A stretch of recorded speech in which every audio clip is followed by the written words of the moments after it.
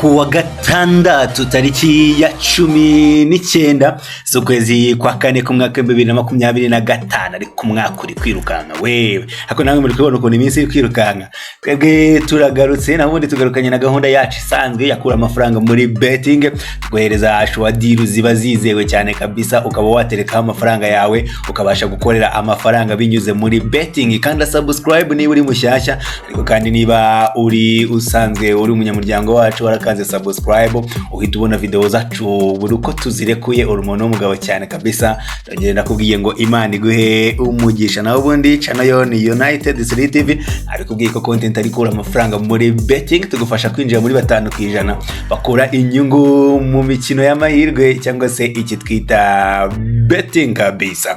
Twagarutse rero nyuma yuko ku munsi w'ejo twafasha akaruhuko kwa kane twabari kuri imiriro kabisa maze bitangaza biragenda biraba ibintu bigenda neza cyane rwose twabakubisa master. By the way no kwa gatatu mwari mwabashe analyze zose twabaye zagenze neza kwa kane nabwo perfect kabisa ibintu biza kuba bigenda neza cyane kabisa. So ku munsi w'ejo dufata akaruhuko ariko nubwo soni gatoya nubwo kuri YouTube tuba twafashe akaruhuko muri groupe ya VIP ndetse na VVIP ho ntitujya turuhuka inalila ho ntitujya turuhuka reba ku munsi w'ejo igihamya ngiki mu by'ukuri ya nama screenshot aba yavuye kubo mu by'ukuri bakoze izo pari zacu za VIP na VVIP uretse ko ngayo ama equipe bari bafite no n'amakipe twaguze ejo yatsinze gisirimo ye bapawe nta nimwe yigeze itsindwa igitego Al Hilal 5 kubusa Galatasaray 2 kubusa River Plate muri Argentina 3 kubusa yo madre mia. VIP rero abantu mwese muyirimo reka tubanze tubakobite amashyi meza. Okay, tuvuye aho ngaho kandi ndakwibutsa ko dufite correct score uyu munsi navuze ngo kufa kupona buriya ngo ikosa ribi mu buzima cyangwa se risk igoye mu buzima burya no kwanga gufata risk umukuru w'igihugu ubwo yafunguraga icyumweru cyo kwibuka abacu bazize genocide yakorewe abatutsi mu mwaka w'igihumbi 1994 niwe wivugiye ati burya napfa matana no gupfa napfa ariko ngapfa matana. So nawe rero fata risk uvuga uti uyu munsi ni umunsi wo guhindura amateka kabisa wigomwe ugira icyo wigomwa kugira ngo ugire icyo ubona kuko n'ubundi nta kintu na kimwe tuzabona nta kintu na kimwe twigomwe. Ibyo byose rero correct score group ya VIP group ya VVIP twandikire kuri iyi nimero uri kubona kuri screen yawe ni 079 448 utubaze byose ko bigenda mu by'ukuri ese groupe bikwijyamo na amafaranga ngahe cyakoze wiza kuntesha umutwe nta mafaranga ufite icya kabiri ndakwiyamye nibuje kumbwira ngo mpereze ipari mbanze ngerageze iyo mfashe analyze nk'iyo ngiye kuguhereza uyu munsi nta kintu wanyishyuye nta nakuzi mu bantu bari burebe video nta numwe nzi urumva nta mamurimo ntaki tivwa uri kubyumva neza ntajya kurara amajoro na analyze ahangaha uburi bumpembike none se ni gute narara nkwanaririza we ntakuzi hanyuma umuntu wanyishyuye amafaranga yakabari we njya kurizo yasa ntago dutanga ipari zo gupimiraho wowe twizere narababwiye ngo niba ushaka kutwizera banzo rebe usubira inyuma ukurikirane nk'ibiganiro byacu twe duhozaho dufite icyo bita consistency tukubita analysis hahandi twe gahunda yacu ni ukuba bambere muri Afrika si mu Rwanda gusa dukuba bambere mu Rwanda Afrika mu Rwanda ho rwose tumaze guca impaka kabisa. Twandikire rero utubaza ngo nangahe kwinjira muri group ya VIP tugusobanurira amafaranga bisaba maze ubundi nani wumva uri interested maze ubundi winjire ake bitwaye kutubaza wenda ukumva utabishoboye ukatubwira ati rwose biragoye ariko nanone wiza kutubwira ngo kugira mbanze mbizere ngo nkwa sagara ibintu nk'ibyo ntabwo mbikunda cyane kabisa. Abavandimwe bo mu gihugu cy'i Burundi igisubizo cyabonetse mwari mumaze igihe mu by'ukuri tudakorana namwe kubera ibintu byo kurungika amahera kuva mu gihugu cyanyu cy'i Burundi twohereza iwacu murungika iwacu mu Rwanda byabaga byarajemo ingorane, ariko ubu ngubu dufite umuntu uri kubidufashamo neza cyane kabisa. Turaguhoza nawe ubundi akagufasha kuriha abonoma ya VIP maze nawe ukinjiramo. Ndakeka abarundi bari ahangaha nabo baduhera ubuhamya kabisa barimo barenjoyinga ubuzima. Dusuze abantu bo muri Mozambique, namwe twabonye mwatangiye kwiyongera kabisa. Uyu munsi twabonye umukiriya wacu akane kuva muri Mozambique kabisa, nawe Imana imuhe umugisha. Uyu munsi rero munyemerere nzamuke na English Premier League, Serie A, La Liga, German Bundesliga, turaza guca muri CAF Champions League byukuri turebe mu byukuri ibintu byose uko bimeze. Turahera rero muri English Premier League nkuko mwabimenyereye, duhera kuri tableau cyangwa se ku rutonde rwa championnat. Nta kintu gikomeye cyane, nta sukari kirimo rwose kuba bijyanye n'abatwara igikombe. Mwanya wa mbere n'uwa kabiri rwose byo bididayi kliko wa kabiri, ariko Arsenal irebye yana overota kuko harimo difference y'amanota ane gusa, ntabwo ari amanota menshi kabisa ku ikipe kiri muri Champions League. Mu byukuri ntabwo byoroshye. Mu byukuri ikipe ya Liverpool rero ifite amanota 76, maze gukina imikino 32, birumvikana ko hasigaye imikino 6. Hanyuma Arsenal ifite amanota 33, Newcastle 59, Nottingham 57, Man City 55, Chelsea 58, Aston Villa 58. Umva nawe ya ma ekipe: Newcastle 9, Nottingham 57, ikipe ya Man City 55, Chelsea 58, Aston Villa 58. Hagati ikipe ya gatatu n'ikipe ya karindwi harimo amanota ane yonyine, atanu yonyine, kandi bakeneyemo ama ekipe abiri. Battle ya Big Four ninde uzayitsinda?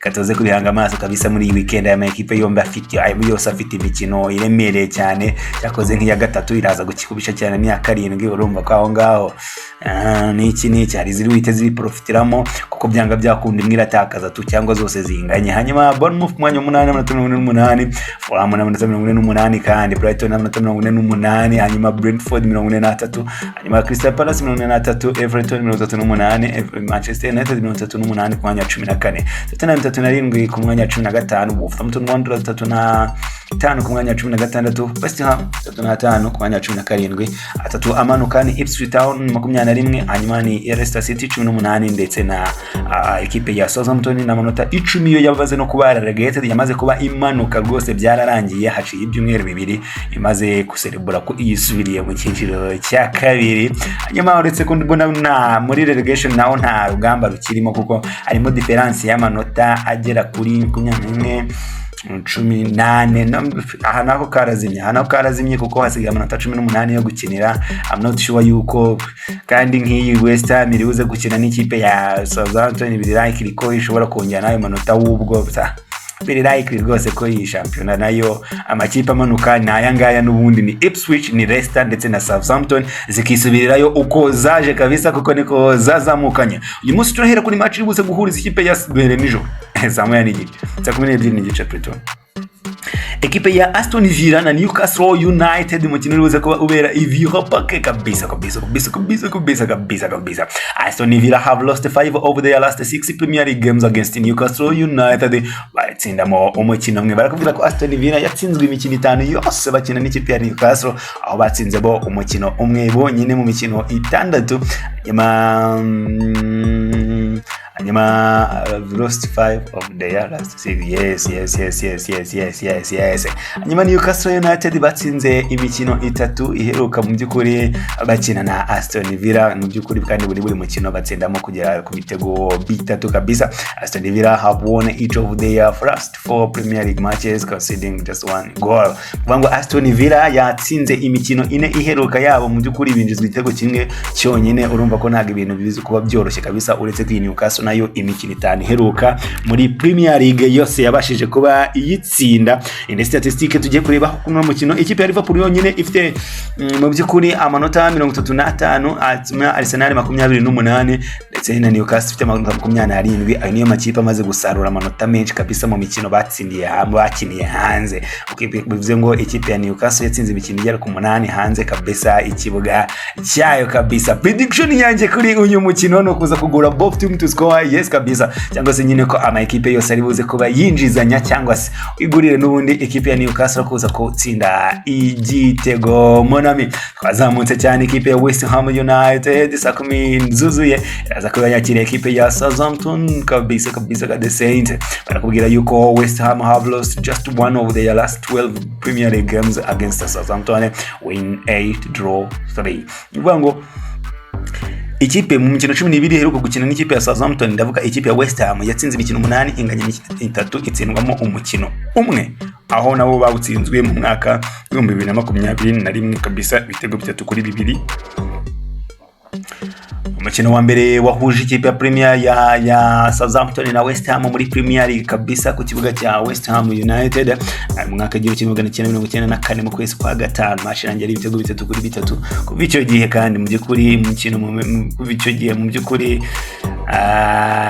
ntabwo mu byukuri nta yindi match yari yarangira banganya, kuko imikino 15 Southampton yarayitsinzwe, itsindwa nyine West Ham niyo yayitsinze, hanyuma Southampton yo itsinda 5. Ibumva ko ibintu byo kunganya niba bikunda cyane. Prediction yanjye kuri no mukino no kuza kugura West Ham United kuza gutsinda umukino. Turenyemere dore kuri kano ka match nanone turebe ko uri match ya Manchester City n'ikipe ya Everton kubisa. Zamutse Everton are winless in their last 15 Premier League games against Manchester City. Banganya imikino 3 batsindwa 12 kuva batsinda ibitego 4 ko bose mu mwaka wa 2017. Rero kubwo umutoza Ronald Koeman ntago barongera gutsinda Man City, bivuze ngo mu mikino 15 kabisa ntago barayitsinda, yabatsinze 12 baenganyamo 3. urumva ko ntago ibintu byoroshye. Manchester City mukino ubanza yanganyije n'ikipe ya Everton ibitego 1-1 ni mu mukino wabaye mu kwezi kwa 12 mu byukuri. Kuva muri season ya 2016-2017 nibwo Man City yananiwe gutsinda Everton umukino n'umwe, aho byibuza Everton yatsinze umukino umwe ubanza undi barawunganya. Mu byukuri n'ubwa mbere nibwo bwonyine niyo sazo yonyine Man City itabaje gutsinda umukino n'umwe byibuza ikipe ya Everton. Prediction yacu kuri no mukino no kuza kwigurira Manchester City kuza kuba itsinda umukino Manchester City to win. Twazamutse mu gihugu cya Budage cy'Ubutaliyani mu nyemerere gatariho duhera. Ikipe ya AS Roma iraza kugangana n'ikipe ya Hellas Verona ni muri Italian Serie A kabisa. Iyi shampiyona nayo ama ekipe akomeje gukubana cyane kuko Inter de Milan ifite 71 kabisa, ya na ekipe ya Napoli ifite 38. Birumvikana ko difference na amanota 3 ya ekipe yombi ari gukubana kabisa ku gikombe cya shampiyona. Gusa ekipe ya Napoli ishobora kubyungukira mu kuba, ariko nanone mu mikino 6 simbona Inter itsindwa imikino irenze 2. Biragoye kuko bamaze gutsindwa imikino 3 mu mikino irenga 32. So naho nyine birakaze ni bisazi ariko ni hatari. Hanyuma Atalanta ni ya 3-31, Juventus ni ya 59, Bologna 57, hanyuma Lazio 56, AS Roma 58, Fiorentina 53, Milan 51. Hagati y'ikipe ya 3 n'ikipe ya 18 harimo amanota 10 mu byukuri. So aha naho ntago bibuze kuba byoroha. Icyo wamenya ngo tu prediction na statistique kunyeya kuri Milan, AS Roma na Hellas Verona. Amenya ko ikipe ya Roma mu mikino 27 mu byukuri bakiniye baheruka gukirira mu rugo bakina na Hellas Verona. Mu byukuri ntago baratsindwa pe, baganyeje mu mikino 6 batsindamo imikino 21. Ibyitwa gutsindwa kwabo byo biba ari ibisazi. Hanyuma ekipe ya AS Roma bari unbeaten kabisa mu mikino 16 bakina mu gihugu muri shampiyona yabo kabisa, batsinze imikino 11 banganya imikino 5. Mu byukuri bwana ntabwo ibintu bibuze kuba byoroshye kabisa. Uyu munsi naho nakabuza ndaza kuza kugusaba ekipe ya AS Roma kuza kuba itsinda umukino. Tugiye kuri tyosoreza mu gihugu cy'Ubutaliyani kandi kuri match iribuze kubihuza ikipe ya AS Munsi iribuze kubikina n'ikipe ya Napoli. Cyo nakubwira cyo nuko ekipe ya Napoli imeze neza cyane kabisa. Ndaza kuza kugusaba ekipe ya Napoli kuza kuba itsinda umukino cyangwa se ikaza kuba iwunganya, kuko nababwiye icyo ekipe ya Napoli irwanira. Dusubira inyuma tuzamuke mu gihugu cya Espanya kabisa, Spanish La Liga. FC Barcelona ku isa 10:15 iraza kwakira ekipe ya Celta Vigo. Imanze kuza kugusaba FC Barcelona kuza gutsinda umukino kabisa nta kabuza, kuko bafite impamvu nyinshi zo kubikora. Bari ku mwanya wa mbere barusha amanota 4 ikipe ibakurikiye ya Real Madrid, barashaka igikombe cya shampiyona mu by'ukuri cy'uyu mwaka, nyuma yo kugiheruka kibaciye mu myanya y'intoki, mu by'ukuri bakibuze, bari hasi cyane. So nta yindi kipe bahanganye rero ni Real Madrid, barisha amanota 4, so bagize amahirwe yo gukina mbere yayo, rero no kugira ngo bayikubitemo kabisa. Ewana Real Madrid zanafite na match ikomeye zakina na Athletic Club de Bilbao aba basket kabisa. So Barcelona ni umwanya wo kugira ngo itsindire na Celta Vigo ku mwanya wa karindwi kabisa, mbona ifite amanota 83, ubundi bashyiremo amanota 7, maze ubundi Real Madrid izayikorera ibyayo. Hanyuma dusubiye ku yindi match kuri aho ngaho mu gihugu cya Espanya, ariko ekipe ya Las Palmas iraza kuba yakira saa 3 z'ijoro ekipe ya Atletico de Madrid kabisa. Match nayo ntago yakagombye kuba ifite igisobanuro cya danje kabisa, kuko Las Palmas ni ya 18 iri mu makipe amanuka mu by'ukuri, ariko urugamba rurakomeye, ntago ari nka byandi twabonaga muri Premier League, kuko yo itsinze match imwe mu by'ukuri yahita iva muri relegation zone byihuse cyane. So urumva ko ntago ibintu bize kuba byoroshye kuri hande rw'ikipe ya Atletico de Madrid. So ndaza kugusaba ATM kuza gutsinda umukino cyangwa se kuba iwunganya. Twagiye mu gihugu cy'Ubudage, German Bundesliga, takubwira kuri match eshatu zonyene. Freiburg Hoffenheim ndaza kugusaba over ya 1.5 goals muri uyu mukino. Hanyuma ekipe ya Heidenheim na Bayern Munchen ndaza kuza kugusaba Bayern Munchen to win.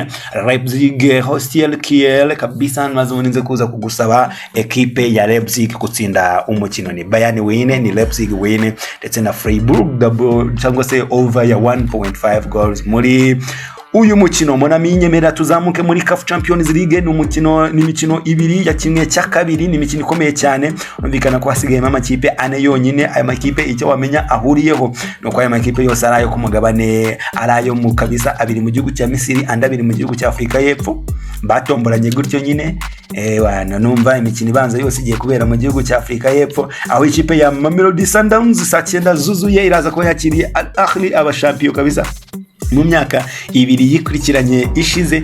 Bisa match irakomeye cyane kabisa, ariko mu mikino yaherukaga guhuza anoma ekipe ya Al Ahly na Sundowns kabisa, byagaragara ko ekipe ya Sundowns yatsinze byibuza 1 2 3 4 5 6 mu mikino 6. Ekipe ya Sundowns yatsinzemo imikino 4, Al Ahly nta mukino n'umwe yatsinzemo. Ko nikanzemo nta mukino n'umwe yatsinzemo, kuko indi yose barayinganyije uko ari 2, harimo ubusa ku busa ndetse na 2-2 kabisa. Urumva ko ni urukino nyine rw'amakipe nyine Premier League kabisa zo ku mugabane wa Afrika. So uyu mukino rero ndaza kuza kugusaba ekipe ya Mamelodi Sundowns n'ubundi kuza gutsinda umukino cyangwa se kubunganya. Ekipe ya Orlando Pirates nayo yabaye nziza cyane muri ino season, iraza kuba yakira ekipe ya Pyramid. Aya makipe n'ubwa mbere agiye guhurira mu marushanwa mpuzamahanga kabisa, ntago yarasanzwe amenyereye ibyo gucakirana, ariko kandi ekipe ya Pyramid kabisa muri rushanwa yagiye yitwara neza cyane yagiye yitwara neza, irabigaragaza nubwo twavuga ko ariyo yakana yasezereye ekipe ya AS FAR Rabat nabi cyane rwose. Ewana kuko yayirashe ibitego 4-1 ewana, yirukanka nabi cyane. So umukino ukurikira wenda itsindwa 2-0, ntabwo yagize resistance, ariko n'ubundi ntago ari ibintu bibuze kuba byoroheye n'ubundi no Orlando Pirates kuza kuyitsinda. So ngiye ndaza kugusaba igitego cya Pyramid kabisa muri uru rukino. Monami 07944478 632 niyo nimero uri kubona kuri screen yawe. Ushobora kutwandikiraho ukatubaza icyo bisaba cyangwa se ibisabwa kugira ngo winjire muri group ya VIP cyangwa se VVIP, cyangwa se ubone ipari nk'iyi ngiyi ihindura ubuzima, bayita correct score bwana cyakoze utwandikira uri serie kandi utwandikire witwaje n'amafaranga, kuko ibi bintu bisaba amafaranga kabisa. Uyu mukino usaba amafaranga, ariko nawe uguha amafaranga menshi cyane. Reka tuze guhura muri message rero kuri WhatsApp. Nizere yuko muri buze muri bench kabisa tugakora akazi hakiri kare ubundi tukajya kwirebera zino match ndahera ngiye kuri match ya Mamelodi Sundowns kabisa urumva Mamelodi Sundowns na Al Ahly ndashaka kuyireba hakiri kare meze neza narangije akazi so munyandikira hakiri kare rero dukora akazi ariko nanone niyo byabona nijoro twebwe amasaha yose 28 kuri 28 tuba turi gukora isaha yari yose watwandikira tukagusubiza ndabakunda cyane kuko namwe mwahisemo kudukunda mukomeze mugire weekend nziza turagaruka ku munsi w'ejo hari match za Manchester United hari Chelsea hari Tottenham Hotspur andi ma ekipa akomeye cyane kabisa nka za Arsenal so gucikwa rero ikiganiro cyo ku munsi w'ejo Imana ibarinde ndabakunda cyane ciao ciao